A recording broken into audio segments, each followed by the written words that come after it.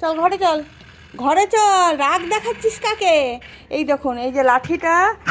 ওরে বাবা, কি অবস্থা! এই লাঠিটা দিয়ে ওইখানে ওই যে যে কুকুরটা আসে, ওকে আমি বকা দিচ্ছি, মানে ওকে আমি এরকম ভয় দেখাতে যাচ্ছি, মানে ও না এদিকে দিকে চলে আসে জানেন।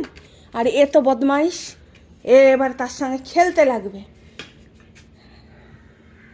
কি বলবো, আর ওদের গায়ে কত পোকা মাকড় থাকে, মানে কি শুরু করেছে! সেই লাঠিটা নিয়ে গেছি বলে দেখুন একটু আগে কি করলো, লাঠিটাকে দাঁত দিয়ে ভেঙে, দেখুন কি অবস্থা।